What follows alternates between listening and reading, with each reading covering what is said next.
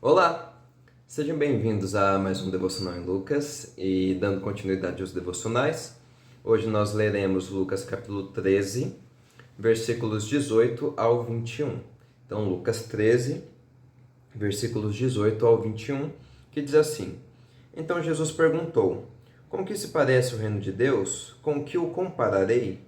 É como um grão de mostarda que um homem semeou em sua horta. Ele cresceu e se tornou uma árvore, e as aves do céu fizeram ninhos em seus ramos. Mais uma vez ele perguntou: Com que compararei o reino de Deus? É como o fermento que uma mulher misturou com uma grande quantidade de farinha, e toda a massa ficou fermentada.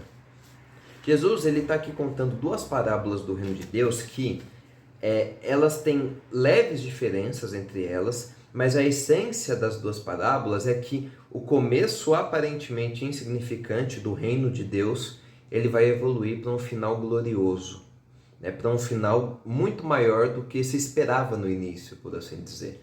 E o reino de Deus aqui ele é entendido como o reinado ativo de Deus se manifestando na realidade que se inicia através de Jesus Cristo e que vai se manifestando na realidade, vai se manifestando por meio dos cristãos e que vai influenciando positivamente, por assim dizer, a sociedade de forma geral, por assim dizer. E aqui então Jesus ele vai falar duas parábolas para falar do reino de Deus.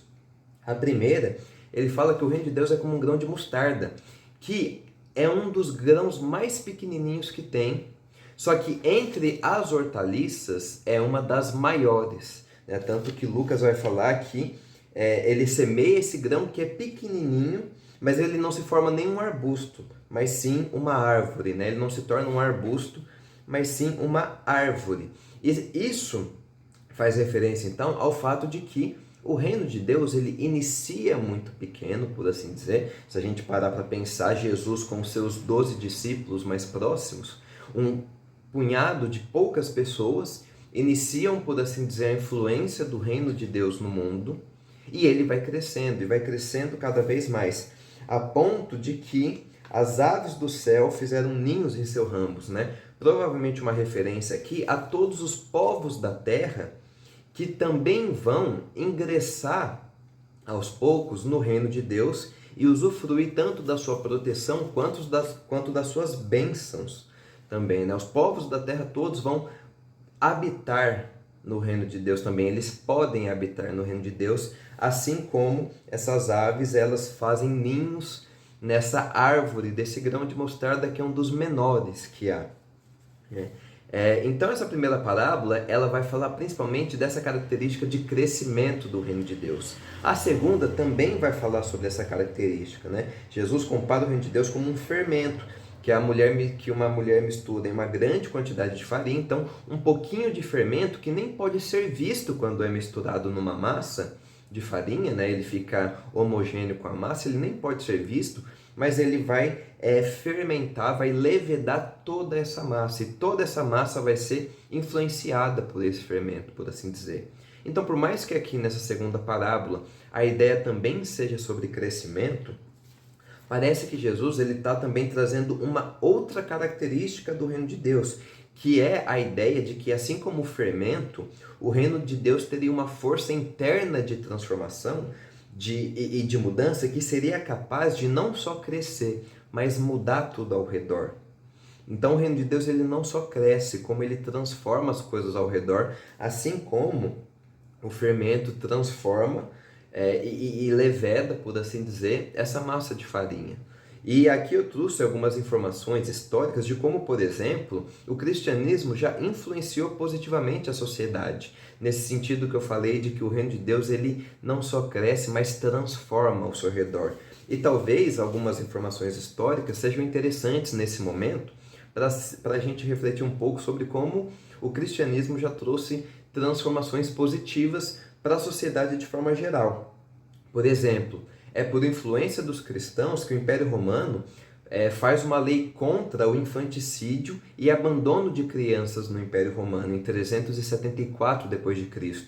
Era muito comum cidadãos romanos abandonarem filhos que nascessem com alguma deformidade física e coisas do tipo. Só que nessa época, nos primeiros séculos aí depois de Cristo, os cristãos começam a pegar essas crianças abandonadas, que muitas vezes eram deixadas para morrer, colocadas assim embaixo das pontes do Império Romano e tudo mais, e começam a cuidar delas, a ponto dos próprios escritores romanos, começarem a criticar as atitudes dos romanos, porque eles falavam assim, esses cristãos, eles não só cuidam dos deles, mas cuidam dos que a gente abandona também, então a gente tem que começar a cuidar dos nossos e tudo mais. Então, por exemplo, a lei contra o assassinato de crianças e abandono de crianças, de 374 d.C., é uma influência cristã. Os cristãos também, nesses primeiros séculos, eles foram contra, e eles vão influenciar a lei contra as lutas de gladiadores até a morte, que é promulgada em 404 d.C. Eles também são a favor da separação dos prisioneiros masculinos e femininos no Império Romano, uma lei de 361 d.C. Nós poderíamos falar de leis em outros contextos, em outros momentos também. Por exemplo, uma influência cristã, a proibição de queimar viúvas vivas na Índia quando seus esposos morriam. Uma lei aí de 1829, que vai ser também de influência cristã, que vai haver essa proibição. E muito mais poderia ser dito. A influência cristã na educação, as universidades como nós conhecemos hoje, os hospitais, as casas de serviço comunitário, de apoio, grande parte dessas inovações, dessas criações, são criações do cristianismo, de pessoas cristãs. A luta contra a escravidão, a luta pela abolição da escravidão, que foi guiada por cristãos, William Wilberforce e outros nomes.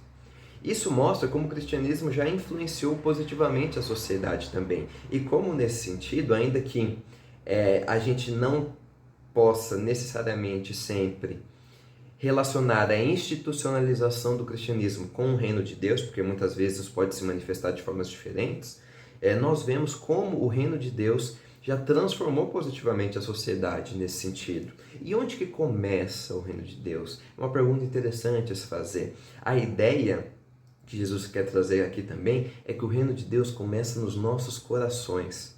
A transformação, e essa ideia de todo o Novo Testamento ao falar do reino de Deus, é que o reino de Deus ele inicia primeiro transformando os corações dos cristãos. E por isso que é uma transformação meio invisível, por assim dizer, que as pessoas não conseguem ver acontecer, mas começa pelos nossos corações. Então que possamos nessa noite pedir ao Senhor que nos dê corações cada vez mais parecidos com o de Jesus, corações cada vez mais transformados e mais aptos a manifestar esse reinado ativo de Deus no mundo por meio das nossas ações, por meio da forma como a gente lida com as coisas, por meio da nossa santidade, por meio do nosso amor pelo próximo. Que tenhamos cada vez mais um coração parecido com o de Jesus e cada vez mais uma disposição de fazer o reino de Deus influenciar positivamente o nosso redor. Deus abençoe e até o próximo devocional.